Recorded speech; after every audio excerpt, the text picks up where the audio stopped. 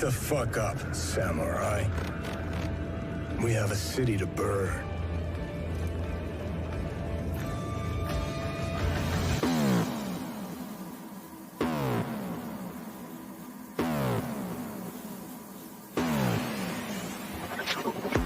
You disgust me. Who gives a shit? Go on. I made it the fuck up. I'm dead. I'm dead. I'm dead. I'm dead. I'm dead. It's glorious. And I run.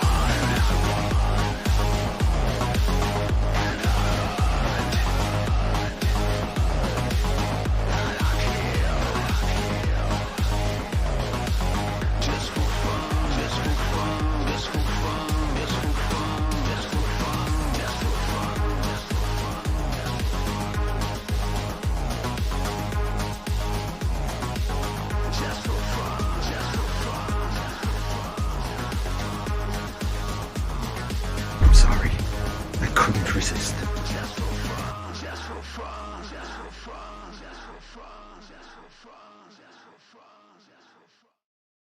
Hello, everybody out there in YouTube land, and welcome to Tuesday with Geeks.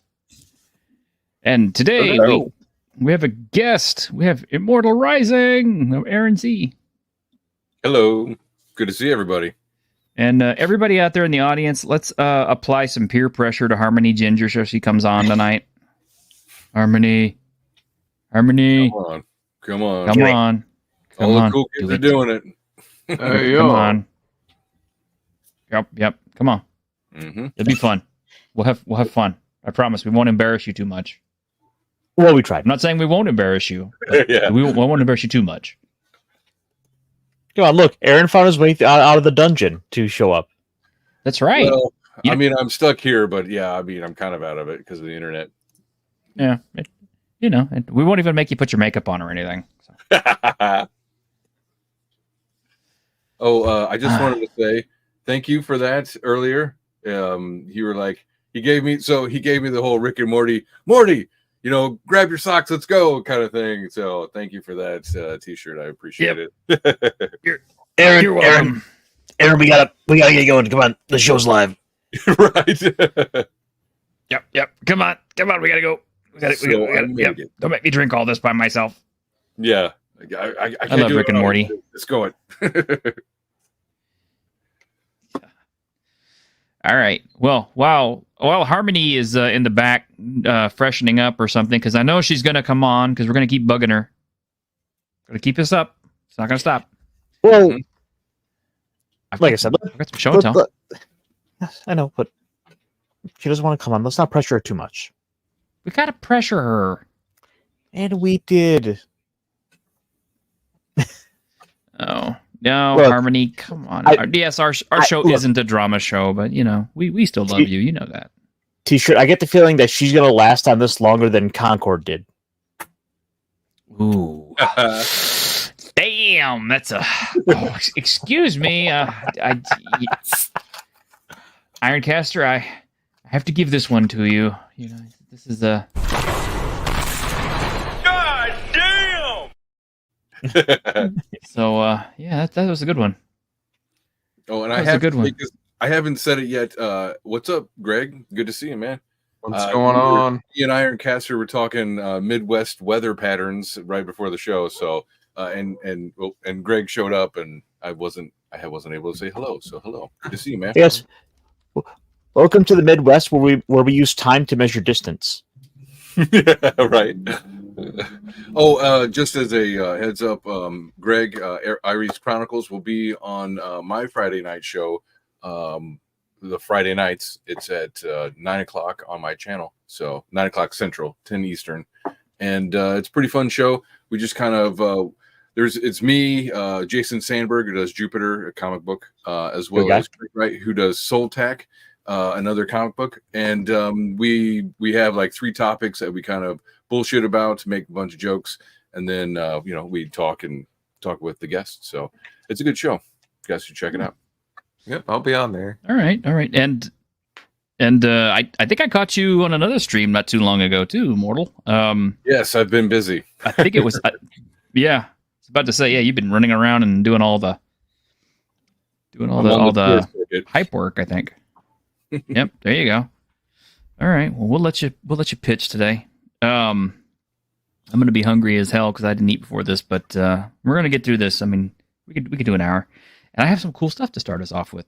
So yeah, it's like everything showed up yesterday or today, and the only reason I think it did is because it's raining like hell outside, and just somebody out there was determined to get everything I had wet, and yet somehow it all managed to come in intact. Moist. So here's what we got. First off, this is Tento Chikai, I think is what it's called in Japanese, but this is Heaven and Earth, and if you have not seen this, it is insane. This is like the best samurai movie ever made. And I mean, because it's got a lot of samurai warfare in it, using a lot of authentic period costuming and outfits and stuff, and it's amazing. It was a big production by Haruki Kadokawa way back in the day. It's an older film now, but it still holds up very well. But this is all about the battle on the Kawanakajima Plain between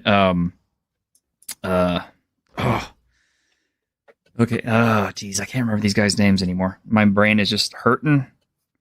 But yeah. Anyway, it's amazing. It's no. That's Chinese. Heaven and Earth. This is right before all the stuff with Nobunaga. I want to. No, it says after Nobunaga. This is post Nobunaga. I want to say maybe. But yeah. Oh, okay. Uesugi Kenshin. On the one side, and the other guy, I can't remember his name, but he fought him so many times, and they never did actually get a clear win between the two. But it's an amazing show. I mean, they have everything in it. They've got the taiko drummers out on the wharf on the field. They have female samurai. They have guns. They have everything. It's spectacular, and it's kind of a long movie, but it's one I've been wanting to add to my collection for a long time because getting the VHS copy was impossible for years. And Dungeon Delver was talking about how he got a Laserdisc copy, and I was just kind of I can't let Delver get one over on me. So, I don't know. I think he still one-upped you by going to Laserdisc. Yeah. That's pretty extreme. That's pretty extreme. That's pretty extreme. When did it come out? I want to say early 90s, I guess. 1990. I don't know. I was in Japan in 1992, and it was already out at that point. Mm-hmm. So I knew it had come out sometime before then. But yeah, I looked for it. I could not find a Blu-ray to save my ass, but I did find a DVD, and it was not at a ridiculous price.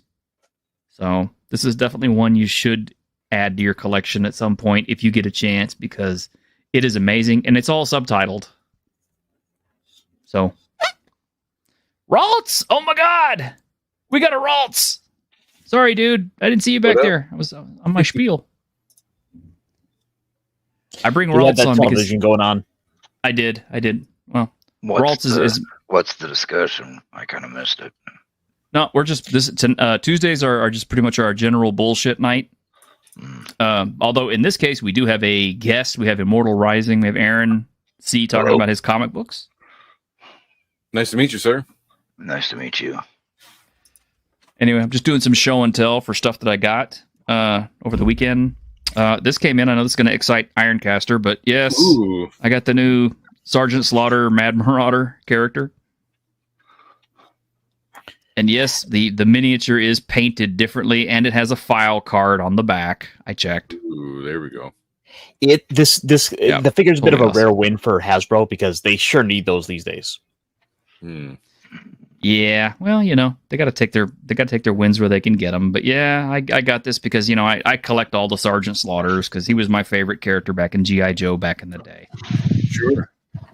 So little side story. A buddy of mine, he does work for conventions and was a gopher for Sergeant Slaughter when he was in Iowa City, and he said he's just like the nicest guy ever.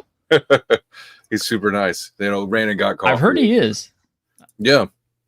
There's a picture of him. I've heard he is a nice guy, but I also or whatever it is, or what's his move? The wrestling move? I can't remember. The Cobra Clutch. The Cobra Clutch. That's Cobra Clutch is his finisher. Yeah. But yeah, I've heard him talk about some of his experiences and stuff, and he's definitely a badass. I mean, he was in Vietnam before he got into the wrestling scene. Yeah. And he doesn't talk about what he did in Vietnam. So he's kind of one of those, we don't talk about what we did over there, guys. Yeah. We don't talk about the war. Grew up with that. Yeah. There's, a lot of Vietnam veterans I know don't talk about what happened over there. So, hey, more power to them. And this was a surprise. I was not expecting this, but I don't remember buying this. I think I must have kickstarted it or something, or it must have come as part of a Kickstarter. So I ended up getting this. And I'm actually going to save this for a proper unboxing. It's still wrapped. But yeah, apparently I got a complete set of Esper Genesis for 5e. Whoa, okay. Look at that cover. And yeah, and they came like this, so I'll do proper unboxings for all this and put it out on video later. But yeah, I'm kind of pumped about that. What was the big sell for that one that made you want to back it? They had a Kickstarter out that was called like Expedition to the Mysterious Peaks. And so naturally I was kind of like, oh wow, okay, so this has got to be a Barrier Peaks reference. So I thought, okay, so they're going to have spaceships and sci-fi stuff in 5e. And at the time I was like, hey, there's always a chance I'll play 5e again with somebody who's halfway competent. or at the very least I'll run it maybe. There you go. You poor naive bastard. Well, But this is really beautiful stuff. And the artwork looks really sharp. It's I'm pretty sure there's no AI generated anything in this. This is all like traditional. Looks good. And it's Skydon Game Studios. So, but this is apparently just the first half of it because, there should be some more coming in with the actual Expedition to the Mysterious Peaks books. I'm interested to see what their rules are because, like, for my table we do 3-5, and we just did like a Star Trek kind of campaign where we use like Stormrack rules and Eberron kind of rules. So to make it happen. So I wonder what they do for 5e.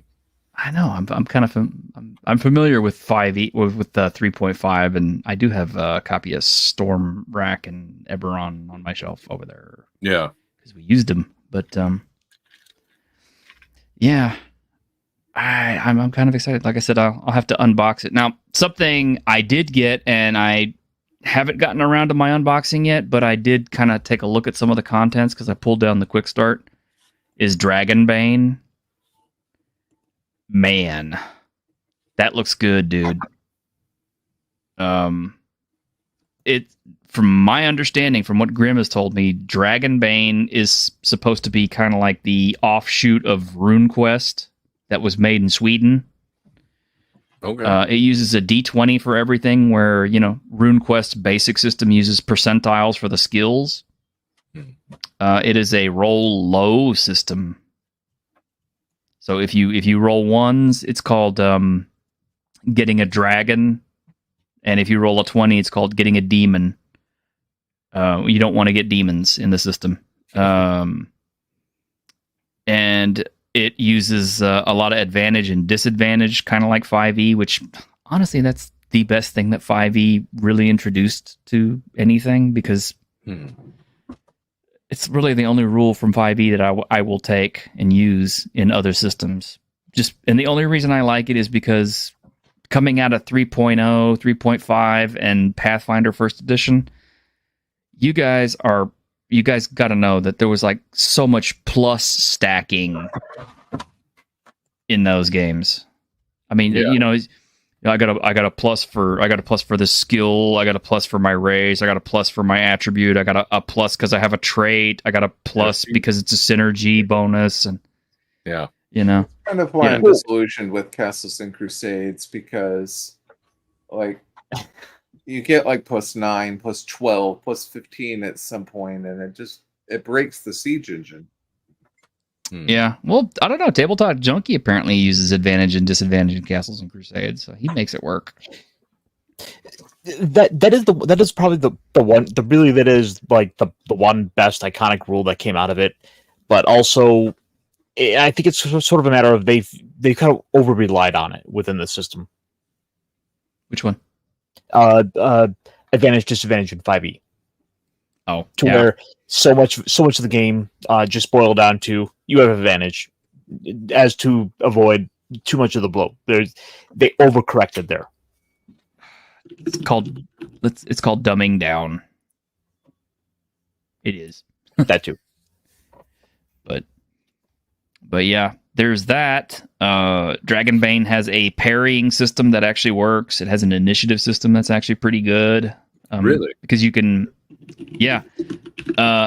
their initiative system works by drawing cards, and all the bad guys draw cards, and your guys all draw cards. And what happens is you could trade cards to other players or to bad guys for their initiative. And the thing is, bad guys will never trade for a lower initiative. They will always trade for a higher one. So let's say you're a cleric and somehow you got the high... Well, there's no classes. But let's say you're the guy who has all the healing potential in the Dragonbane party. And you don't want to go first because you want to save your action for patching somebody up who gets wounded. So... you accidentally got the 10 card, which is the highest card. So you trade with one of the bad guys to get the lowest card so you can go last, which tactically makes sense because at that point you're the last guy in the whole thing. So you can tactically choose either to heal somebody, or if nobody's hurt too bad, you can fight. It's just got a lot of rules that really make a lot of sense. It's a really good system. The thing I really like about it, though, I'm not sure how it would play into building stuff for it, but all of the creatures have kind of like a D6 randomized table for what their attacks are going to be every round, and they will never use the same attack twice in a row if they have multiple attacks in one round.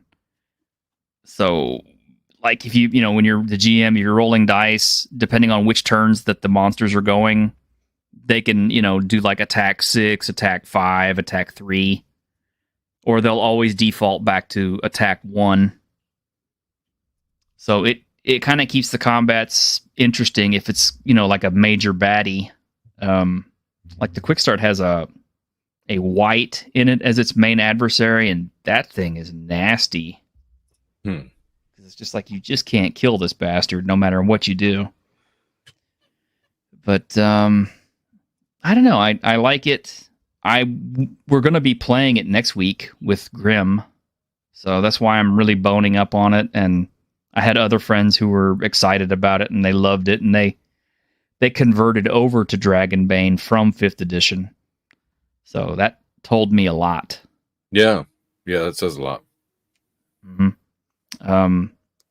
Although the other game I really huck a lot right now, aside from anything Kevin Crawford, is Fabula Ultima, because we got to test play it a couple of weeks ago, and it is an amazing system. Just because it's a classless character system, you could pretty much put together any kind of build you can possibly imagine. And since it's very heavily based in JRPG and anime, there's really no limitation as to what you can put together. Like, let's say you wanted to do something insane, like my favorite character is Ryu from Street Fighter and MD Geist. Okay, so you can kind of look up some character. They're kind of archetypes. They're called classes, but you can pick your skills between these two character classes, and you can mix and match them any way you want to. And then if you want to, you can even throw in stuff from completely separate classes, because there's no class. You know, if you wanted to take 5 skills from completely different classes, you could just merge them all together and, you know, build your character of your dreams. It's got a good dice system. It's easy, it's fun, and there is kind of a heavy mechanic on helping each other out in combat. More than a lot of other games I've played, which is something I like, because I like to see players doing cooperative stuff when they're, you know, acting in concert in combats and stuff. Like one of the things I do like with the system is the fact that it has that extra incentive to spend your resources, the valuable points for the players, because because the act of spending those is generating additional XP for the players. Yes, there's that. They have an equipment system that I think is awesome, because basically everybody gets 6 equipment points to start with. So you don't have to necessarily pick all your equipment to begin with. So, for example, we're down in the dungeon and nobody brought a lantern. Well, it's like, okay, you know, you tell your GM, it's like, okay, well, I'm going to expend 1 equipment point and, you know, have my lantern. It's like, okay, there you go. You got your lantern with you. Or if you needed a healing potion or something after a battle, you can spend like, I think it's like 1 or 2 equipment points and generate a healing bottle potion, or, you know, a revive potion or something. Yeah. Yeah, that's handy. Yeah. I like it because it's very good for like on the fly play. It's real easy to pick up once you learn the rules, and it moves very quickly. So I like it, but to like give you an example of stuff that we did, we had one character in the party who was a, you know, pretty gun heavy dude. So he was kind of vulnerable while he's reloading. And my character had all these guardian feats, or not feats, but the guardian class skills.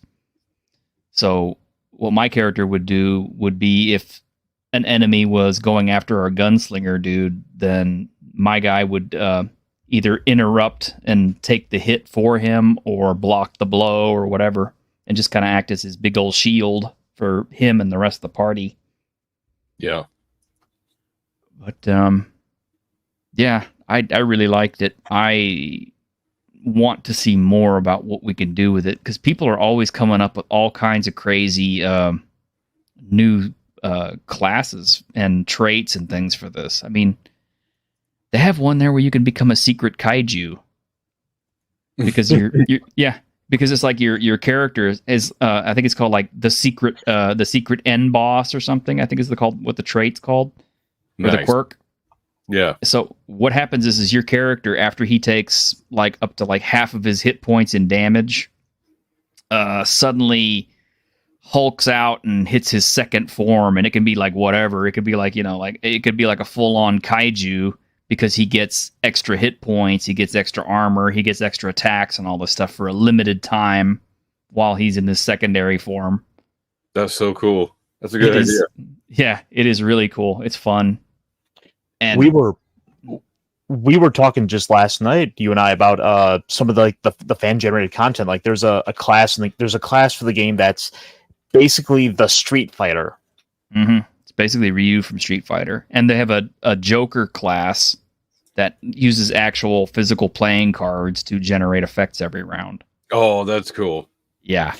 So for example, with the class, you need to have a deck of playing cards, but the cards like 1 through 7, and based on the poker hand you have, you can get different effects. So there is a gambling effect to it, to where you might want to start to kind of hold this or that card back, hoping for the better hand in order to in order to try and get for that bigger effect. But you're pushing your luck because that's time you could be spending for helping out in combat. Yeah, Nice. I like that. That's a pretty cool mechanic. Yeah, we're kind of trying to lean on Grim to run a full campaign of it at some point because everybody who played it had fun, and we want more of it. Yeah. So I'm excited. I hope we get to. And I got Hungar the Starvarian. Hey, man, thank you. It's $5 US. What's up, nerds? Well, what's up? What's up, Hungar? Here you go. Here's some nerds for you. Go outside, nerd.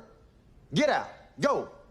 I ain't got time to be distracted by your worthless chime-ins. Go on.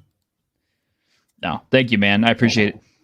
I was just telling Aaron backstage. I'm like, even though we finally got monetized, considering how little I make on ads, it's the super chats and super stickers that allow me to get paid on YouTube. Yeah. So, because at the rate I'm getting hits and stuff and ads, it's going to be a while before ad revenue adds up enough to pay out. So, it is what it is. Yeah. So well, you see, grateful. You see, the secret T-shirt is we gotta give people an incentive to donate. So, I don't know, for $5, you'll do a shot of hot sauce. Ooh. Oh. I mean, I could do it. I might get the runs later, but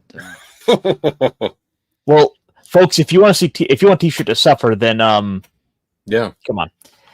You just have to hurt a little bit so he can hurt a little bit. Yeah, there you go. Hurt me in the pocket. Well, I mean, but like $5 now doesn't even get you a meal at Taco Bell. So no, keep that in mind too. Very appreciative of $5, but at the same time, it takes like 10 just to get anything at a fast food restaurant. So. Oh, I know. No kidding. Well, you're still better off, going to the store and picking stuff up and cooking at home. But yeah. Yeah, if you're like me and you're working stiff, it's kind of like you don't always have time to do that. You don't. You really don't. But anyway, so yeah, PlayStation did the Concord game, and I think what was it? It was like 8 years in development. Yeah, so it's largely been reported that the game basically started development around 2017. Right around the time another little known, hero shooter went live. A little game where you gotta kind of watch over people. Yeah, Overwatch. Yeah, and so like the number they're touting is like I've heard people saying 200 million, but I don't quite know where that number comes from. But it didn't last 11 days. They released it 11 days ago, and they're already shutting it down at the end of this week and refunding the money to everybody. 8 years to develop and died in 8 dadays. Why? Pretty much. What was it? What killed it? All right, so basically, right from the get, it's a couple of problems. First, the fact that yes, that is a simple summarization of it. But the problem is, it's a hero shooter that came out 5 years too late into a field that's been well sown and well reaped. There's not much room left for the hero shooters. I mean, Gundam couldn't even keep a hero shooter thriving. Yeah, and the character designs were ass. Sheer fucking hubris is what killed it. Straight up. Yeah. It looked like Overwatch and the Guardians of the Galaxy kind of were mashed together, and it was just not fun from the get-go. Like, the beta test for it could barely get 2,500 people, and this is supposed to be like an open beta. Like, nobody wanted to play this. I enjoyed the Guardians of the Galaxy movie or 2 or whatever it was, but the fact that the negative effect that it had on basically all of the rest of the pop culture producers really sucks. Like, well, I like the generic laugh fest of Guardians of the Galaxy, but at the same time, it's like that's not all I want. Give me something else I can root for. Joss Whedon was the worst thing to happen to script writing in the 20th century. Agreed. Although I did like Buffy and Angel, but still, everybody trying to imitate that style just kind of drove it into the ground. Yeah. But yeah, it's like one of the characters looked like Yondu, except he was colored about the same color as like baby poop and a diarrhea. Oh. Or baby poop in a diaper in a diarrhea. They had one character that was an overweight gender fluid, I think, or non-binary character. They had a robot, a big fat robot that was basically had pronouns, and it was just I'm like who thought of this? These are the people who report your memes. Yeah. Right. Literally. Hey, Django. And really quick, for Mercurius from Australia, $5 is a small gratuity for a t-shirted food trial. Hey, thank you, sir. Yeah. And just remember, everybody, if you have anybody to thank for all these wonderful things that are going on in video gaming, there's still one country that actually does make a good game. China, that's where the fun is at. China, that's where the fun is. Because Black Myth Wukong blew the shit out of everything when it released. 2 million concurrent players. There we go. At the same time. I mean, it's amazing. And now everybody's kind of trying to play it off like they're saying, well, it's mostly the Chinese who are buying it. I'm like, so like what? Does this mean that Chinese people don't count as people? Their money's no good? Yeah, I mean, the gamer market, it's not really like you can break it down into different, subsections, but overall it's who are the gamers, right? Yeah. I mean, it's like, okay, so like if mostly it's Chinese people who bought it, then that's fine. It's pretty obvious then that the Chinese market has big sway on what games are going to make it and which games are not. That's true. And it's almost kind of funny because my half Chinese friend bought me a copy of Black Myth Wukong because he knew I was excited about it, and he was like, "Yeah, okay, well here, you try it." And so I got it, and yeah, it's really good. Nice. I need to get back and play it some more. But what is it basically about? From what I've seen, it reminded me of like Monkey King kind of stuff. It is the Monkey King. Yeah, there we go. It's Journey to the West, and you get to play Sun Wukong. So I mean, it's like, what's not to love about that? You get his badass staff. You get his badass staff. You get all of his badass powers. Like, he can clone himself. He could turn himself to stone. He can freeze time on others, and just nice. All kinds of stuff. I mean, all of the mythical stuff that Sun Wukong can do in the books, he can do in the game. At least at first. And then you kind of fall from grace, and you have to play the Chosen One, which is basically, it's another monkey person who is working his way up to reunite all the different parts of Sun Wukong back together to make himself into the new Sun Wukong. Okay.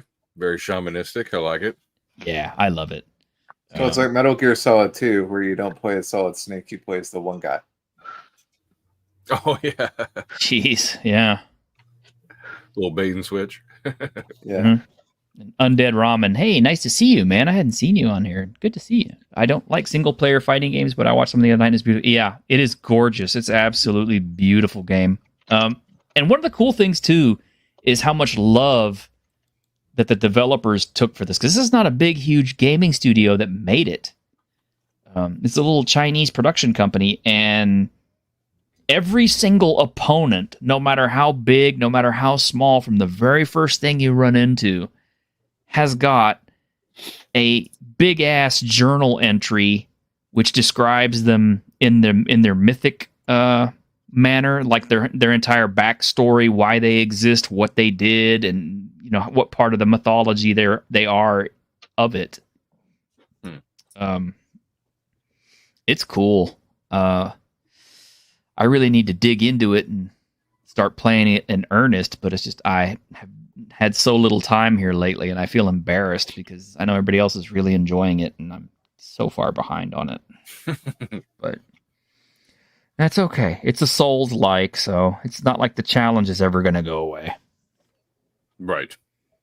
And honestly, I think I'm starting to slow down on Souls-like because this latest Elden Ring DLC is kind of kicking my ass. Well, you just gotta come play some of the other games that are out here because you can't just let one game consume you. I say as I've got probably 100+ hours in Final Fantasy 14 and more to go still. Ooh, there we go. You're on 14 as well?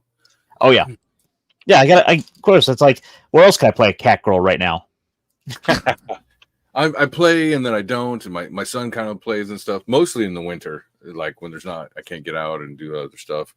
Man, I really cracked down on it. Yeah. What did you think about the new expansion pack? By the way, Dawn Trail.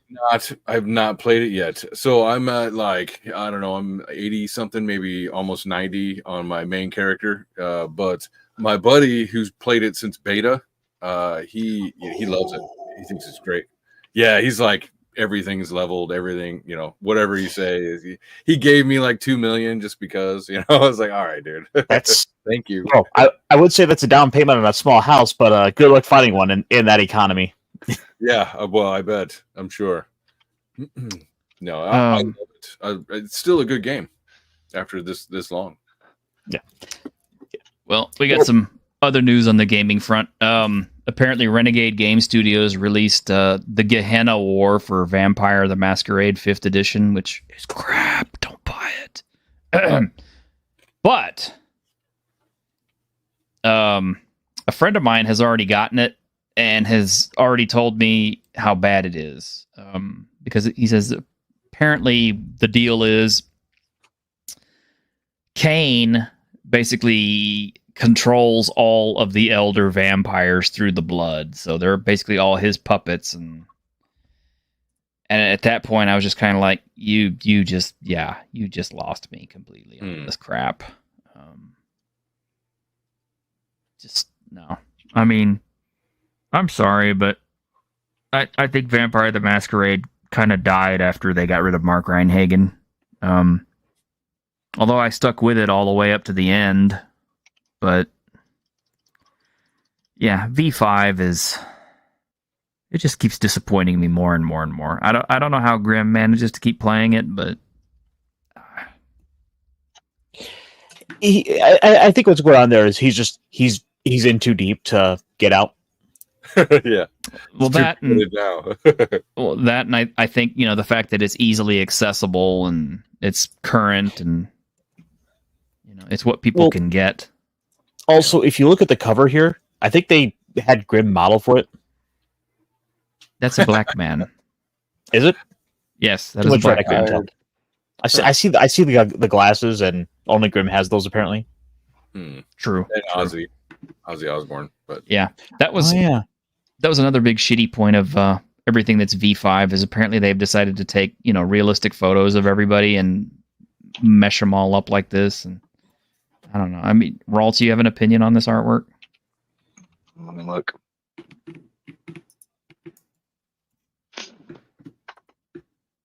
"1990s called they want their shitty Top Topic girl photographs back." That's some shit the ugly girl that smells like spoiled milk and has really bad acne takes pictures of and tries to convince you she's deep. It's called patchouli. No. And the Band-Aid across the nose. Hello, Tumblr. Yeah.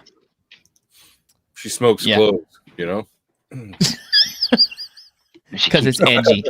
She keeps some in her pocket, too, because, that's how she rolls. Yeah. So anyway. We needed to gatekeep harder. I don't know, man. They should have said, "Oh, I play." No, you don't. Well, I like. No, you don't. We're not target market anymore, though, Rawls. They're trying to get all the young people to start playing all this stuff. They're looking into the future. We're the past. We're the dead people. There is no market for this. I've noticed they want my money. Young gay black men. I don't know. Maybe. No, it's called lack of deodorant. Patchouli used sparingly smells. Yes, patchouli does smell nice. It does. Raltz, you got a kudos from Tabletop Junkie. Yeah, Raltz will tell you like it is. That's one of the reasons I love the dude. I just want to hear Ralt's rant because he's got such an amazing voice for that. I think. What would you like him to rant about? Let me have a cigarette. You want to get me started? This fucking the tweeification of D&D and how it's turned into Seattle urbanite adventures at the mall. Oh, then I have the perfect meme for you, Raltz. Here you go. Ironcaster, would you mind reading? Yeah. Yes, I've seen that. What's wrong, babe? You barely touched your hero's feast from the new edition of Dungeons and Dragons. Bitch, go to sleep and I'll kill you in your sleep. Oh, dog. I can feel my arteries clogging up just looking at this. Well, I mean, look where's at the it. Doritos? Where's the, you know? Oh, no. This is the kids' meal. It's all kids menu. Yeah, look at it. I love it. You're right. According to movie Bob, that's just enough for your average sized person. Well, an average sized movie Bob. Have you seen that picture going around of the average sized movie Bob meal? No. You have one? Oh my god. I can only and yes, Ramen says yes, get him started. The fuck is this? Yeah, I mean, look at this. This is like the kids' meal type thing. This, and adults are supposed to eat this. Yeah, well, they didn't say who says what's wrong, babe. Is it your mom? Is that what it was? I actually have a friend like this who basically grew up and wouldn't eat anything but chicken nuggets, and now he's a giant baby man. Wow. Yeah. Okay, so since you love the food challenges. By the way, did you happen to catch that super chat that came in? Which one? The second one. Mercurius is yes. Okay. The food trial. Somebody offers you $3,500 to finish everything on this tray in 90 minutes. Would you do it? And mind you, there are 4 Cokes, about four double cheeseburgers, about 40 nuggets, 2 things of fries, two 10-packs of chicken McNuggets. For how much? Shit. $3,500. I'll do it. Now, I'll admit it. When I was marathon running, I would have garbaged that down and ran 5 miles. I tear my stomach up for about a day or two, but I would definitely do that for $3,500. That's a fairly small amount of McDonald's for an average-sized person, I'd say. The main reason fast food cooks act so fast. Let me. Oh, the main reason fast food cooks so fast and lasts so short is that there isn't much density to it. I wouldn't want to eat a double helping of McNuggets in that time frame, but I could easily. Actually, the density is half of the problem of that stuff. What he's looking for is it's nutritionally thin. It's dense. It's all dense shit. Yeah. It hits your stomach and sits there like a weight. Yeah. Oh, the thing is, the nutritionally is the only thing thin after this. I'll say you're probably better off eating the packaging. I mean, yeah, seriously, that stuff coming out the other end is going to come out like a brick. Whew. Well, one thing is they don't fry anything in tallow anymore, right? They switched it in the early 90s into whatever they use now, vegetable oil. Vegetable oil. Originally used to like grease machines in the 1800s or something crazy. Oh yeah, so, welcome to it. Seed oil disrespecter is one of the guys I follow on X, and I see this all the time. Yeah. All right, folks, big question though: how much to make T-shirt do the movie Bob challenge? Oh God, no. What? What I is have the movie, Bob? Town? diabetes, dude. You're looking at it. Oh, I could do it. I could probably do it, but I would really want a vomit bucket nearby. Ugh. Vomitorium. Throw it all. Yeah. These people have avoided challenge all their life. They're a waste of space, so they think a good D&D game is about eating tacos and sushi. And yeah. do we have a picture of that somewhere? It's got to be up somewhere. Lay down. Ow. The Heroes Feast? Yeah. It's on Twitter. Yeah. Has anybody seen that? It's got like tacos and sushi and all this other crazy shit on it. So if the tacos are to represent the orcs, the new orcs kind of aesthetic, what is the sushi for? Like, what is that aesthetic in the new D&D? Elves. Elves are sushi? Yeah. That makes sense. That makes a lot of sense. Now, I'm going to say something in the interest of transparency. It's going to be a slur. I've had my elves eating sushi and stir fry since like the 80s because it just seemed to fit with their hippie bullshit. Well, the thing to kind of beckon back to, and this is something it's kind of getting on a point I was mentioning earlier this week. This is by and large what a lot of the kind of modern, Seattle elite seems to think of when it comes to entertainment. Like if you look at comics, this is one of the things you see a lot as well there. Where Aaron, you back me up on this. Like, how many times have we seen comics boil down to the heroes are all sitting down and eating lunch together at like a diner, or they're eating noodles? And what is that? Josh Whedon in Avengers? Want to get shawarma? Yeah. And they need to fill it off camera. And the thing is, the reason for why that happens so often, yes, is Joss Whedon, but it's also because so many of them are trying to create ultimately the Netflix show. They would write comics for a Netflix adaptation, for the live action series adaptation. Yeah. Oftentimes you would see it's worse than you think. Well, oftentimes what wound up happening for a while was a lot of people who took their failed TVs. Their failed TV scripts, and they would go into turn it into an indie comic because it worked for 30 Days of Night. Right. Good point. Yep. That was a good comic, though. I've kind of heard about some of that, but the thing I haven't is, seen it myself, but I'm kind of a nobody. So the thing is, 30 Days of Night was originally a vampire, movie script idea that they could never get off the ground.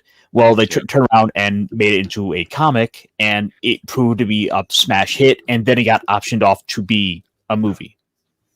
Yeah, the comic was terrifying. I remember it. The movie was pretty good, too, actually. Then they did the stupid thing and made a sequel. I never saw the sequel. I liked the first one. I was like, oh, okay. Because it was a new spin on vampires. I was like, okay, I'll watch. Yeah, these vampires were pretty much like a plague almost. The way they just devoured everything. I like that take on the vampires. I do too. Yeah, gluttonous. Yeah. Just pure monsters. Mm-hmm. Halfway through my cigarette, and then I'll give you the total rant, starting with what's wrong with the script writers and what's wrong with the people who do D&D. And John, a friend of mine named John, he's worked in he worked in Hollywood for a little bit. And tabletop here, and a tabletop T-shirt will back me up on this. That I got in arguments with people at Wizards of the Coast, pretty vehement arguments, because they're a bunch of suburban dipshits. Seattle elites. Yeah. Well, why don't we take this opportunity to, bounce off of talking about, how everything was turned into bad comics by talk about a good comic. Conan. By close. No, I believe we have someone on who has a comic book who. It's true. I've had some very good reviews for Immortal Rising, so maybe we could talk about that. Didn't you write Magical Girl Floofy Mall? No.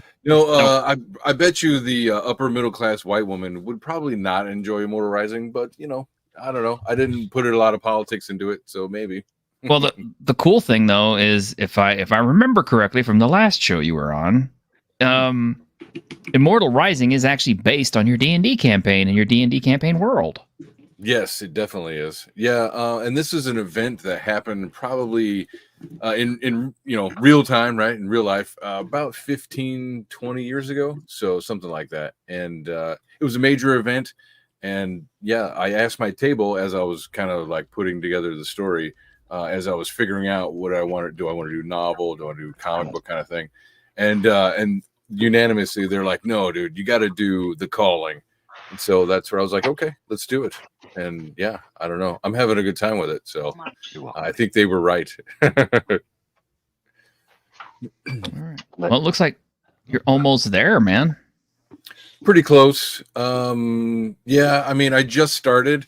So my unofficial goal is I'd like to get 100 backers again. So I'm halfway there. And I don't know. I still have another month and a half to go. We'll see what happens. But yeah, I'm so excited to actually, be able to say that this was a successful campaign. Yay, I'm so close. But I'm going to need some support and some help from everybody watching. So, yeah, I just kind of give you a brief description. This, this evil deity says, I need to find this lost artifact. He decides to go into this planet where he has a vision of it being. And that's when how do I put this? The demiurge, right? The greater god is secretly hiding there because this war's been going on. He's almost lost. He's secretly hiding there. He calls all of his creations to help protect him, and that kicks off the this battleground on this world of Terra. So our main group is this low level group that is kind of all forced together to basically figure out what they're doing and also to survive and to figure out what's going on. Now, Immortal Rising is 2 stories. You've got the low level stuff, and then like Clash of the Titans, you also have like the gods level perspective. So you get to see the gods make moves as well as the first levels, the impact on them, right? So, but for me, one of the main draws of the story is it's not just the unique setting where it's like Castlevania meets Final Fantasy, but also the fact that like these 5 strangers, just like in a tabletop game, they all have to reconcile their differences to figure out who's the leader, what are we doing, what is my role in this group, that kind of stuff. And early on, right now, this is like the second act, right? They're still kind of fleshing everything out, figuring out who each other is and what role they're going to play going forward. So it's a big part of the story, especially going into part 3 where it's just balls to the walls. But as they say, but yeah, and the art itself is beautifully done by Jose Garcia. He is he's been in, I don't know, every animation studio that you could probably name. He's been a part of this or that, and he got out of his career of animation to start his own studio, or I should say his own school, where he teaches he has courses on art and whatnot. But I caught him in his transition period, probably, I don't know, 5 years ago or something by now. And I found him. I was like, hey, dude, let's do this. And he wanted to get into comic books at that time. And so he liked the story. He liked the idea. He got involved, and he's like, yeah, let's do it. Let's go all the way. So it looks like me and him are married at the hip, at least for now. And I'm super excited. He also did, if anybody is aware of Clownfish TV, he did their Crimson Rain comic book. So it's the same artist. But this has a much more darker kind of Castlevania vibe to it. There's going to be undead. Later on in this arc, we have to reconcile and figure out what's going on with this evil empire and this evil god who's looking for this lost artifact kind of stuff. So nice. Yeah. And the group itself has to come together and figure out what the hell they're doing together. Like, what is all this about? And that's it's kind of like, I guess the overall arc is making a team, how do we get together and not not kill each other while also fighting off all these monsters that are around us in this foreign land? So one thing I'm seeing here with the campaign is I see you have a world map artist. Yeah. Yep. Yes, was it damaging? Yeah, he was great. Is that something you would be able to make available as part of the campaign, like as a separate either a separate piece or like a download of the map? Because I could see wanting to have that for just having a map to throw up just for like some basic RPGs. Nice, that's a good idea. Yeah, actually, so I'm kind of building up the comic book stuff, but I do want to do. I have a lot of it written already, but I'm going to do a source book, and probably that'll include things like stats for unique jobs and monsters for the world, and as well as background and history of the setting. I would love to also kind of throw in like a short module in case anybody wants to try that. But from my understanding, a lot of players like to just kind of pull. Oh, I like that kind of job. Let me pull that and put it in my own game. So, and it'll be the stats I would like to do would be towards like 5th edition and Castles and Crusades. So that way, you'd be like, oh, I'll just pull it and put it in my own game. So it'll be really cool. I would think a lot of people will enjoy that. And that's if you don't want to play in the setting itself. So. Well, I mean, the nice thing with doing the monster stuff like that and having just kind of some basic stats for those. If those are something you could always kind of pull out and kind of reskin for any other NPC. Like I need a kind of a cool vampire looking dude. It's like, yeah, this guy's got a little bit of a different stat setup, but let's try this out. Yeah, but for your original question about the map and all that, that's a great idea. I guess I hadn't considered doing that. I may include that because you can buy the digital version of the first book on Fund My Comic. I still have that up, and in that it's kind of the map is in there, but it's by page, right? So you get half of it, and then you get the other half. But doing a full spread, that's a good idea. I'll have to consider that. I definitely will put it into any kind of source book I do. Oh, nice. Absolutely. I'm looking forward to it. I like that it's saddle stitched. Yeah, so on this campaign, what I'm doing is I'm selling premiums. That is the collected. It's like with extra art and a world map and all that. It's like roughly 50 pages. And then I'm also trying to get into floppies so that I can go to stores and conventions and just kind of like, grab people who are maybe don't want to put 20. All right. So on the campaign, I'm selling them for the premiums for 20. But after the campaign, they'll be 25, right? So I may not be able to sell that for to a stranger at a convention, but like a $5 floppy, that's much more manageable for just a passerby kind of deal. So I'm trying to play with that. I have enough art, and it's a little different. Like the floppies are slightly different than premiums. Like the quality of the paper, it's a little thinner. It's not glossy. It's saddle stitched, whereas the premiums are 80-pound glossy, perfect bound. It's very nice.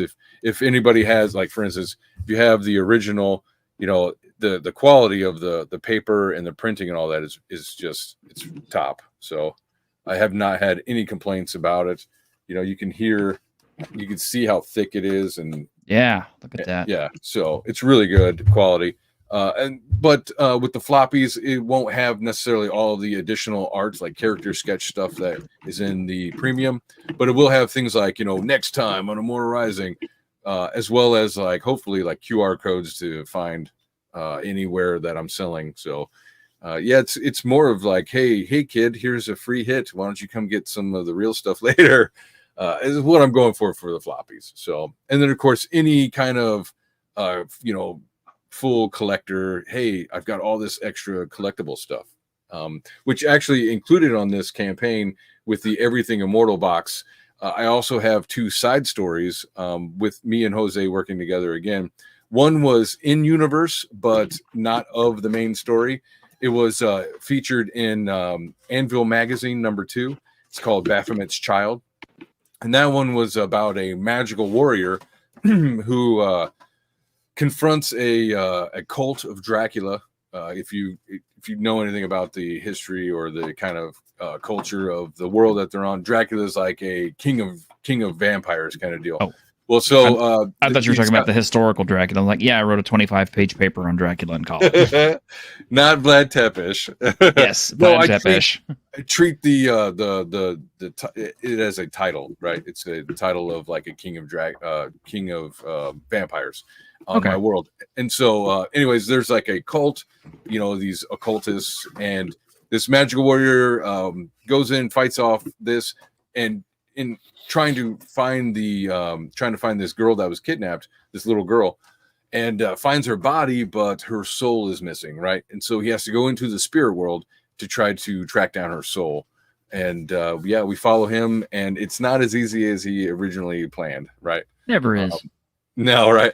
And then the other side story, it's another ash can. It's a black and white one, and that one is nothing to do with Immortal Rising. It was something that we kind of did as a side project to work together. And that one is like a future dystopian story where like two of the last humans on Earth, they are in a world that has been overcome by a nanotech virus, right? And so the girlfriend of the two that are left, she is infected with this virus. So they go to this skyscraper, this tower, where they believe that the inventor of the virus originally had it in hopes to find a cure. And the whole story is about them going through the tower and hopefully finding a cure for his girlfriend. So, and that was a short story. It's about, 7 pages or something like that. But it's all black and white. Jose, if you like Jose's work at all, it's really cool to see him do something that's not like medieval fantasy and much more just like dystopian, futuristic kind of tech stuff. So it's fun and it's really pretty. I mean, I'm a fan of Jose, so I'll talk it up all day. That's the name of the virus, Captain Trips. Yeah, Captain Trips. Yep. Hey, T-shirt. I think we got some questions asked about Baphomet's child there. Hang on a minute. Oh, yep. Let me see what he's doing. Hang on a minute. Where's that go at? So hey, Lord Baphomet, what is this about you being in the comic books, man? Do you have a kid or something? I mean, yeah. Fuck off, T-shirt. You know I don't answer questions on air. No. Are you putting this on microphone? Turn that off, goddammit. Yeah, the Goat Boy's back. It's in a comic book. Comic books wouldn't lie. Yeah, nope. So Patty was asking about the Anvil magazine. I have no idea. Last I knew, they were on like issue 4 or something. But the main guy, Richard, who does it, he's kind of, he still has his own like YouTube channel and stuff like that. And I don't know if they're still making them or not. I don't really talk to him much anymore. So I think it's a little bit of the back or with blowback from my confrontation with Eric July. So, a lot of people didn't want to talk to me so much anymore. Unfortunately, it might have been one of them. Oh, we're no stranger to confrontations around here. Yeah, not us.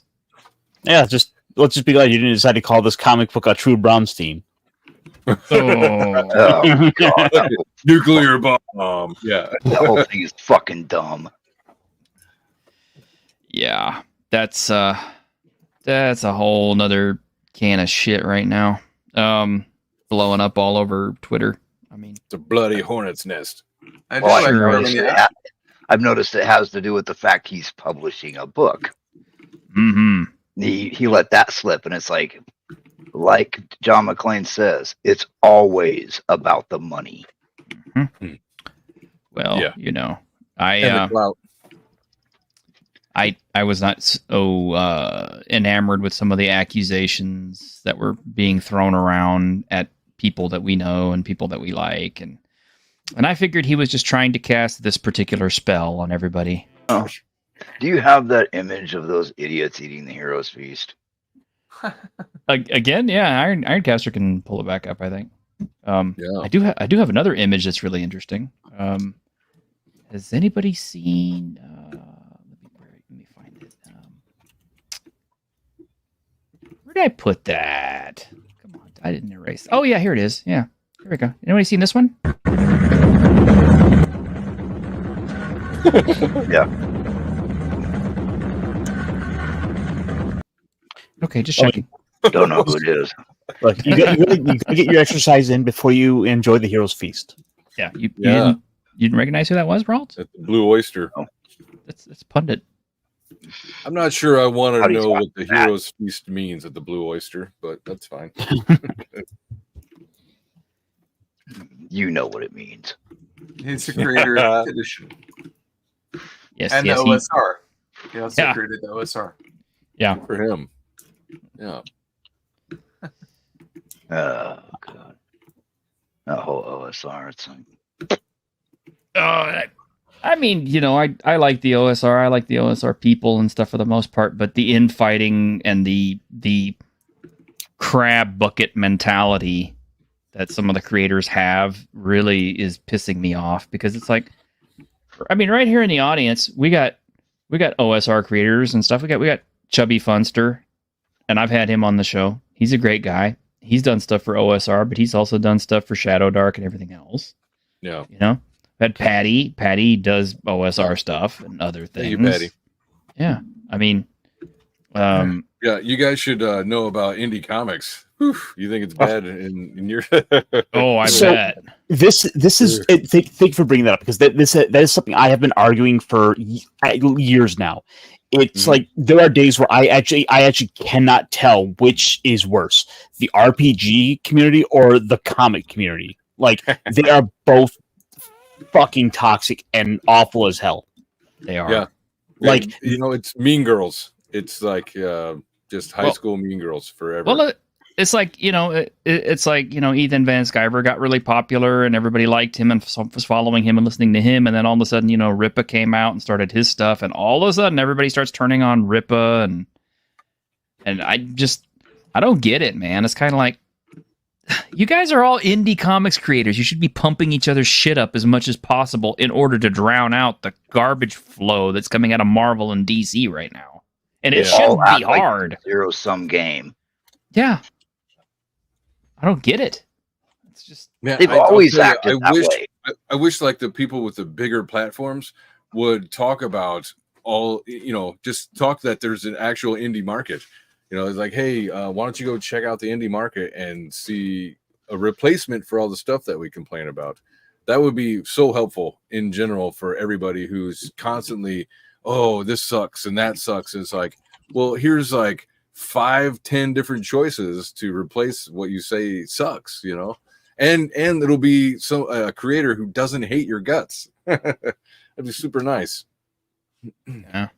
It's Are you, the you ready to ego start your rant? Oh, whenever, as soon as you want He's to bring ready. that up, baby. All right.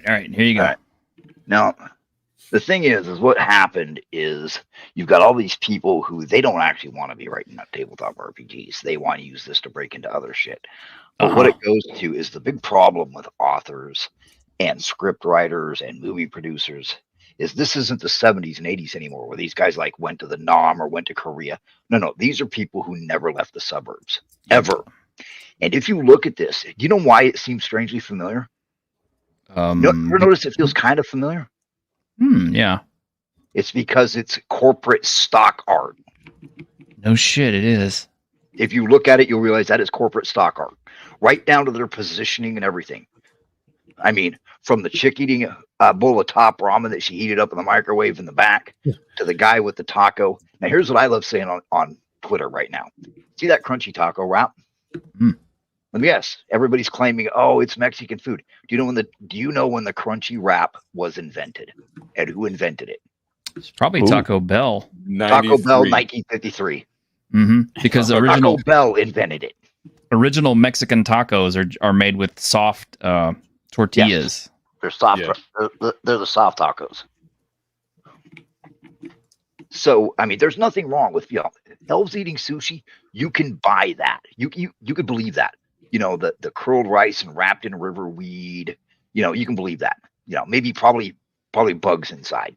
You can believe that they're eating, what the hell ever, stir fry with insects. You can buy that because they're a bunch of hippie losers. Now, supposedly orcs are now Mexican.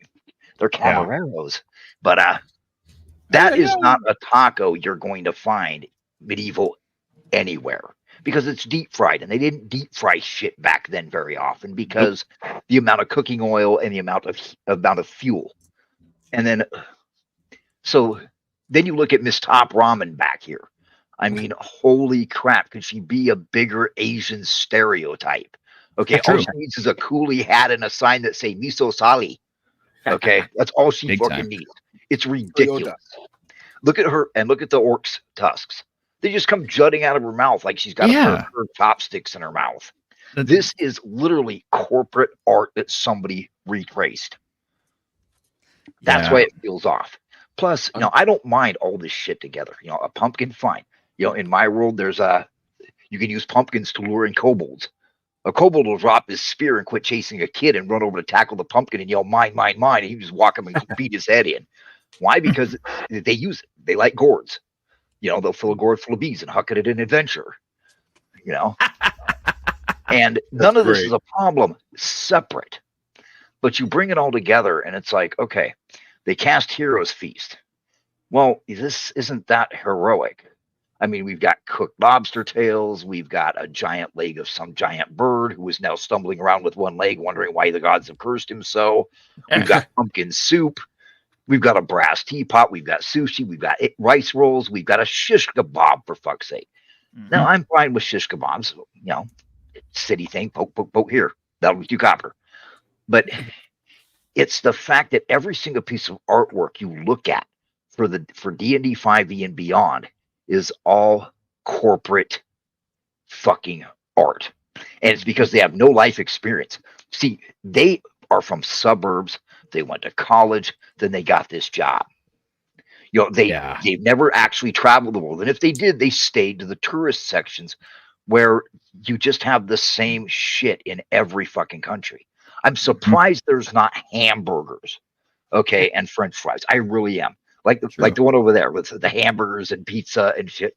That's what you're looking at. And I mean, it's ridiculous. It puts no thought into anything. And it's insulting because they're literally just lazy. They're lazy. They're unimaginative. And they say, oh, it's a realm of imagination. No, it's not. Yeah. This is all shit that they can order from Grubhub. And it's like, I think before a certain age, this was their particular thought of Mexicans in older times. You know what? That is less racist than the shit Wizards of the Coast put out, because this motherfucker's got a job. This is the shit that Wizards put out. This is in the Radiant Citadel, the book that was famously not touched by white hands. Kidding me? No, absolutely not. This is what was in that book. Well, he's got his fighting rooster, and he's got some corn that he stole from the field, and he's got a box of vegetables to sell it you by the highway. That's right. That, and he's dressed like he's from the 40s. I mean, my grandfather may have dressed like this at one point, but look at the denim pants and that cotton shirt. It's got buttons. It's got a modern collar. It's got modern cuffs. Mm-hmm. This is fucking stock art. It's straight up racist. Yeah. And that's the problem with it. They've forgotten how to look at anything through sort of that fantasy, or sort of that kind of fantasy or historical sort of lens, to where it all just feels modern. Like, just the sheer variety of food on that plate, on that table, it's from like 5-6 cultures where we have lemons and we have pumpkins and the sushi from the fish and little tiny umbrellas and tacos and little fried, whatever those are. Food from all over the world. That's why it's okay. Yeah, it's very diverse and inclusive, comrade. Yeah. So Aaron, I got to ask you a question. Are we going to have any extravagant feasts like this in Immortal Rising? No. So I ran the. I asked Grok right on Twitter. I was like, describe Immortal Rising to me, and it described it as a survival story. So, or survival horror mixed with epic fantasy. So I can't imagine a giant feast like this in survival horror, but maybe I should put it in there. This is the type of feast a king should have. This is a king's feast. Yeah, easily. And even then, that's for the big grand like event of the year. This is like a feast the king has once a year to show off. It's the hero's feast from the spell, which just shows how lazy they fucking got with even the spells. Even their magic is lazy nowadays. Yeah, and they did a whole bunch of new illustrations for all the spells, so you know how they look in the new edition that's coming up. Just so you would remember.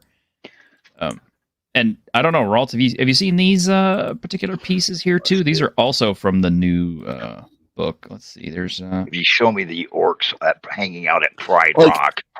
Oh no, this is the dwarves. I've seen this. Yes. This is so bad. This is so bad that it's almost incomprehensible. Yeah. I mean, number one, we've got the two gay dwarves in the front. Yep. You know how you know they're gay? You looking at me? Each other's beards tattooed on their arms. Uh-huh. We have the curious black girl with spectacles in the back. These people have no idea how difficult spectacles were to make. We have the one-eyed dwarf that we're going to trust doing carving. We've got Asian dwarf-o-matic over here wielding a magic hammer to, I don't know, hammer some blue dragon splooge. I don't know. We have diverse black dwarf up here with goggles and no arm protection in a gas-fired kiln. Yeah. Hey, look at that. That's gas-fired. See? Yeah. You can see the jets. Yep. And then we've got, the elf girl and the hideously deformed human male back there. This whole picture is ridiculous and insulting. Yeah. Now, see how you know that the front dwarves are gay is the one with the do-rag there. I mean, come on, dude. He's like, are you bringing those cookies up behind me again? Yeah, he's like, here I come, honey. And you know what? This shows that they know nothing about anything. Who the fuck puts metal, specifically gold, auriculum, whatever, on the faces of the anvil? That contaminates everything you do. You'll end up with, because that has a lower melting point than steel. She pulls that hammerhead out and she lays it on that anvil. All that pretty decoration immediately melts and adheres to the hammer. Congratulations, you've ruined your fucking work. It's a soft metal.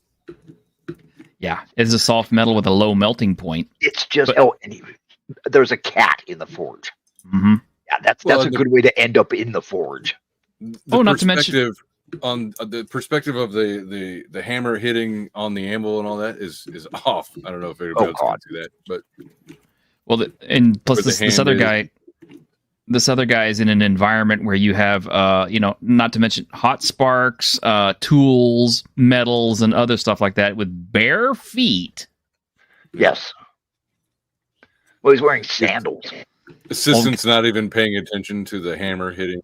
Yeah, I was about to say, but I mean, it's like, the sandals, he might as well be in bare feet when he's walking into a forge. I mean, it's not like your sandal's going to protect you if, a piece of metal or slag falls on your foot. The people who drew this, the people who referenced it, the people who approved this didn't do their basic stuff. Back when we were first doing shit, T-shirt can remember this. Back when we were first doing tabletop RPG stuff in the early 2000s, you saw people posting pictures and talking about how they went to the local reenactment and they watched the blacksmiths. They went to some fantasy village where they could watch the guy talk about grinding up the ore and smelting it down into iron. These people, even if you didn't like the people, I didn't like most of them motherfuckers. They still went and they saw an actual blacksmith at work. This is what a suburban wine ant thinks working in a forge is about. These people are doing everything but singing church songs. Okay. The only way this picture could be more stupid is if they were singing rap. Oh, well, they might later on. And that is over the black over the Black Dwarf's shoulder. That is the dumbest way to store shit on God's green earth. Congratulations, those metals are all contaminated and worthless now. Because God knows what kind of vapors half this magical shit's putting out. True. And here's the also other thing. if it just also as well, just to point out the Asian dwarf who's hammering with no gloves on, like you're swinging you're swinging that big hammer, you're going to want to have some kind of protection for your hands on. And let's just be honest. Look at the size of her arms compared to the two gay guys. Why is she swinging the hammer? Do these guys have any idea? Do these people have any idea how much strength and effort it takes to do blacksmithing? Did these guys never take metal shop? Because diversity. And then we look, okay, we've got a dwarven hold up in the mountains. Dwarvens are notoriously clannish. They don't like the other dwarven clan 2 mountain peaks over. What the fuck is happening in this picture? What you're talking about sounds like some D&D from like I don't know, like 10 years ago. That's not how dwarves are. Everyone gets the get along gang now. Yeah. Also, having worked around machinery that gets particularly hot, like I don't work with anything nearly as hot as a forge would be for smelting iron or metals, but you're going to want some protection on more than just gloves, just on the off chance you happen to brush against anything. So the dwarf with the hammer in there, no, her whole arm, she better have some sleeves on. And can you imagine if a red hot spark hit those oiled beards? Congratulations, you're on. The only thing this is missing to be peak modern gaming is nobody's in a wheelchair. But I guess we've got a guy with one eye and a curious looking girl with glasses. So, I think that's actually a gnome. It's retarded is what it is. Probably. I guess. And as if, that one's not bad enough. There's always my favorite, the one I enjoy sharing the most. Hang on, let me get some appropriate stuff for this first. I want to kill you, isn't it?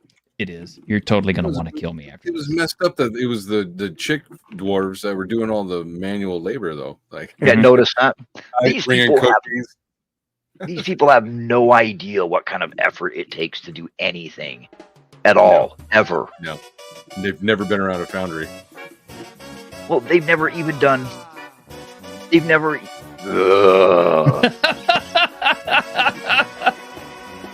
These people have never actually worked a day in their lives.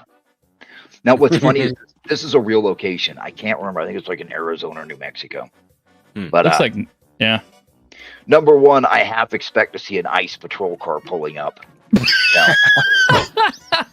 First of all, check out dude back there with no shirt on. Yeah, that's going to do you real great in the desert, buddy. Why aren't you bright red? Yeah. And then we got, what is that bird doing? That hawk. What the hell? And then we got Fat Orcus up here. It's like, I know why you guys are starving and having to move, because she ate everything. I don't trust the strength of that rock with her up top. No. Yeah, well, she's got a weak old man with a cane clinging to her for support because, of course. Yeah, and there's a child in front with indeterminate gender and purple hair. Oh, and this whole thing is, I mean, frankly, I'm not Hispanic. I'm not a Mexican. I am. If I opened the book and saw this, I'd be like, what the fuck? There are KKK guys who saw this image. They're like, damn, man, that's fucking racist. I mean, I don't get it. And the funny thing is, I've dug up pictures of caballeros and vaqueros and compared them, and I'm kind of like, yeah, they pretty much they stole every image. I will guarantee part and parcel. There is a free picture that looks just like this. I'll bet if you ran an AI reverse image search, you would find it. And it's just so generic. Like they tried to put this aesthetic on it, but it doesn't feel like it's a real culture. And I don't know. These aren't real. It doesn't feel lived in. These aren't actual orcs. These are like, I don't know. They're orcs that were run off by the other orcs. They're cosplaying. And here's the other thing. Notice that none of them except Fat Fats are what there have any breasts. This is the other thing that pisses me off about modern art. Oh yeah, good point. I didn't notice. There's no breasts. And I'm gonna, I know I game with women who are, have chests, and they would rather go back to the chainmail micro bikinis than have this shit. Yeah. Because this shit is all ugly, dumpy women with no breasts. Yeah, I mean, one of the best parts of fantasy art is celebrating, the human form, like female or male. Like, yeah, like why do we see this generic kind of? I don't know. The only one that even really sticks out for their appearance is one, the diabetic, woman on the rock, and then the abnormally large female, looks like a female over there with this giant two-headed battle axe. I don't know. It's just not. It doesn't look real. Like, it doesn't look convincing, like a real culture to me. Well, the only real positive that came out of this was it got Wizards of the Coast to acknowledge Mystara existed, because Mr. Welch has been banging the drum of that setting for decades now, and he had pointed out that there were some Mexican orcs in this that were in the setting that they could then turn around and point at. Well, let me see if I can find this. Is it weird that I hate everybody involved with this and hope they all die? I don't even know who they are. I just hope they do. Very imaginative. I don't know. No, and it's not. Maybe I was spoiled from the role playing game art of the 90s and stuff, like Brahm and stuff like this. This doesn't even hold a candle to Clyde Caldwell, Brahm, any of those guys from back then. Frank Frazetta. Yeah, Frazetta, of course. Yep. All that stuff. It's disappointing that it's just gone to generic McDonald's kind of art. Now, would you like to see something that isn't generic looking and actually looks pretty sweet? Sure. Okay. Let me give you something positive. We gave you some negatives. Let me give you a positive. There we go. Thank you. So here we go. Bam. This is the new Adventures Armory cover for Castles and Crusades. This is not out yet, but it's coming real soon, and I already got it pre-ordered. Look at that. I think he talked about that on my show like a year ago. So it's cool that it's coming to fruition. Yeah, look at that. I mean, just look at it for a minute. I mean, you got mounds of corpses everywhere in the background, showing that these two are some serious badasses. You got stuff burning. You got this epic looking heavy metal castle in the background with buzzards and shit, and you got your two characters up front. They're both physically intimidating and powerful looking. The woman still has good armor on, but she still looks like she could hold her own pretty good. I mean, they're both carrying a ton of weapons and stuff. I mean, I do enjoy the boob armor. I mean, well, you know what, the one item on this thing that draws on this piece that draws my eye, the first place my eyes go every time. The axe? Her helmet. Yeah, her helmet is awesome. And this is a great cover just to show you, just give you the gist of all the weapons, all the armor, everything you need to lay waste to armies of people. Yeah. I mean, this is what I want to see when I go pick up the fantasy book. This is the kind of book cover I want to see on a table. When I'm because this makes me want to buy it. This makes me want to read it. This gets me excited. Shirt. That's racist. Yeah. Okay, well then I guess I'm racist. I don't know. I don't know. I got so many races in me already. It's kind of like date a Chinese guy, and then you can have a little more races in you. Okay. Wrong way. Why is it? Wait a minute. Why is it that we only see white people represented here? This is horrible. Oh my gosh. Yeah. Hey, hang on. You don't know there could be some more diversity in the corpses. Yeah. Well, maybe they identify as something other than. They were a multicultural army who unfortunately lost to these racist oppressors. Yeah. It tells a story. Yeah. and we don't know their pronouns, so it's true. I don't know. I identify as an attack helicopter. Yeah, exactly. Stick your face in my blades.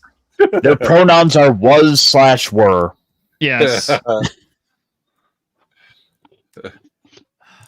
yeah, that's good stuff. This is good stuff coming out. Castles and Crusades still has the spirit of the old gaming systems, and they met Gygax. They loved the guy. They worshiped the dude pretty much. That's why they created Castles and Crusades. It's like an homage almost to him. Yeah. And I've been saying this for a while now. I love that company. I love Troll Lord Games so much. And I've said this more than once. They source locally American paper. They have their own print shop and everything that they do everything. So everything is done in-house. So they employ American labor to do everything. Of course they ship to everywhere, and it's just, they're always offering discounts to everybody, but especially to veterans. They have some really good veterans discounts.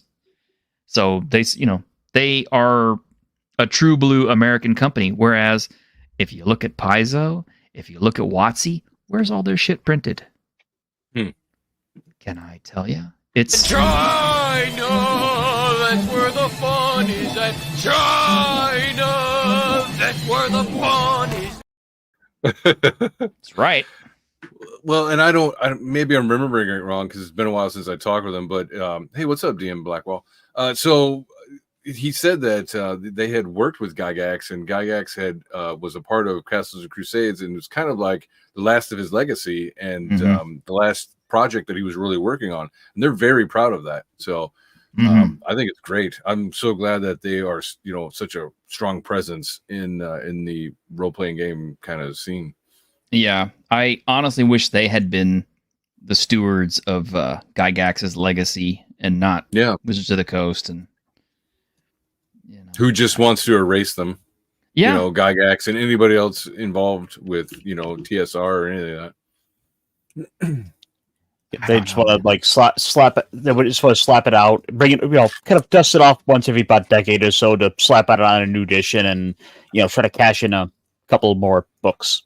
You've all read what they were talking about. How we know that they were racist back then. It's like, no, they weren't. It's like, do tell. Well, I love how they're like, oh, there's the whole thing with Oriental Adventures. It's like, you know what? Before Oriental Adventures came out, nobody gave a fuck about your Pacific Asian bullshit culture. Nobody fucking cared. Well, until Oriental Adventures, the ninja craze of the 80s, where you couldn't go to the mall without seeing some fucking 8-year-old going, "Mommy, I want another throwing star." If it wasn't for that craze, nobody would give a fuck about your culture, okay? Yeah. Well, I have to admit, I was a weeaboo back before it was actually a thing. So I was into all the ninja stuff. Well, I still am. 80s ninja led into 90s anime for me. Yeah, definitely. But they're like, oh, Oriental Adventures was racist. Nobody would give a fuck about your stupid shit if it wasn't for that stuff. So how about you sit the fuck down and shut the fuck up since you were like swimming, since your dad was busy jerking your brothers and sisters off onto a National Geographic magazine. You fucking that's rolls for you guys. Little segue though, the current main adventure that we're doing on my table is an Oriental based adventure where I am actually running a ninja. So really cool. Well, I worked on some stuff with Grimm, so he's got a new his new Ronin game is coming out. It's going to have some really. Oh, I mean, as he put it, I went into autistic detail about samurai culture, weaponry, sword making, everything, and I really did, because I'm unlike a lot of these other weeaboos. I'm actually a trained swordsman. I actually went and studied, iaijutsu and and everything else from when you were going on dates, I was studying the blade. Yeah. Well, yeah, I mean, it's true. And actually, I think that's kind of around the same time I met Raltz. So he knows he can back me up on that stuff. But yeah, it's like, so, when Grim asked for some assistance on this, I told him flat out, I said, hey, most of my knowledge mostly comes from, sword work. So I'd be glad to give you, what I know about that. And boy, did I. Yeah, and, that's cool. And I had to dig out lots of brain material just to remember how some of that stuff was. I mean, I went into everything from not only why you wear it this way, but why you sit the way you do, and techniques you sit for that way so it doesn't smash your balls. Well, that and also the Shogun was the only one who was allowed to sit kind of however he wanted to. Everybody else had to sit kind of awkwardly because it made it harder for them to draw their weapon if they decided to get violent. It made it harder for them to jump up and try to kick somebody's ass. Pretty much. I mean, that's how paranoid samurai culture was. But it was, because that stuff actually happened. Yeah, rightfully. Yeah, I mean, it's like, in my style, we have techniques for doing things like how to charge through a crowd if you're pursuing somebody, and kill them. Sounds like we effort. we have techniques for how to fight somebody if there's a hedge between you and them. What technique you need to use. We have techniques for how to behead somebody properly, and what to do if they should happen to try to turn their blade on you, because that actually happened a few times. Somebody would lose their nerve and try to assault the guy who was supposed to behead them. It's like, okay, well, the kaishaku had to be able to kill this guy quickly. So, yeah, I mean, there's a lot that goes into that stuff, and it's all based on stuff that actually happened, which is why they built techniques around it. Yeah. So, it's like, well, why do they have warning labels on that? Well, it's because somebody's done it. The child died doing it, and their parents sued. Yeah, exactly. Yeah, that's fair. Yeah, it's all historical. It's all real stuff. Oh, by the way, I came across this today, and I thought I'd share this laugh with you. Oh no! Could we get somebody to read this? Greg, can you read this, please, in your AAA gaming studio voice? No, I don't read things. What?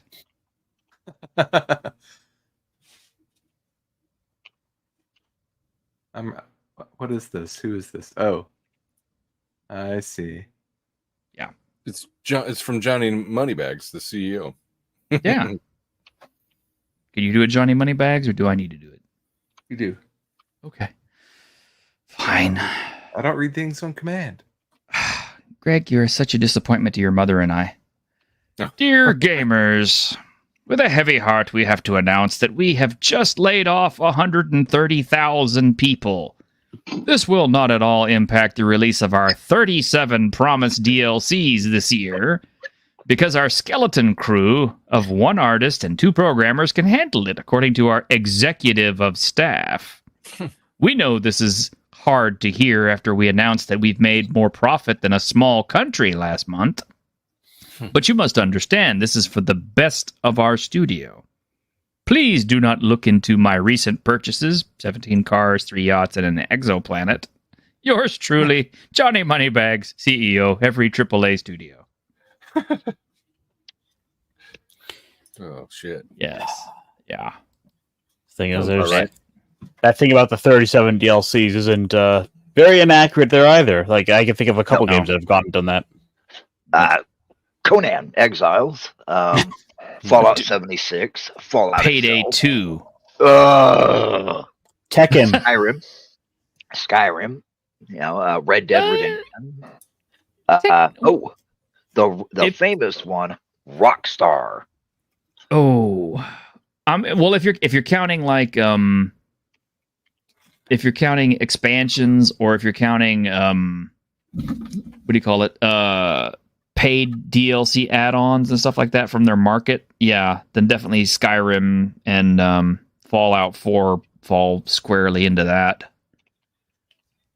because now they have all that paid stuff. You get this armor added to your collection, you get this special side quest, get this new house or whatever, and it just it's only 5,000 mega quatlus or whatever currency they're trying to hawk. I don't know. But Buy this useless retextured, recolored shit that took our artist 5 minutes to make before we laid him off so he couldn't get food stamps. Exactly. In the meantime, here I am up on Nexus, downloading the shit because out of everything I can for Fallout New Vegas, because New Vegas is still good after all these years. I will say one thing, that the Nexus has shit the fucking bed in the last few years. Holy crap. Yeah, they took out all the porn stuff. The thing that actually made their site, the whole reason anybody logged onto their shitty little site is now, we don't want that. Yeah. It's like, well, I don't care what you want. I'm the one downloading shit here. And he's like, well, if you don't like it, then I love that. If you don't like it, then cancel your subscription. And so people cancel their subscriptions. She's like, why are you canceling your subscriptions? Because you told me to, you fucking jerk ass. Yes, Undead Ramen. Hey, yeah, Payday 2 was fun. Payday 3 is an exercise in testicle torture. I wouldn't even bother with Payday 3.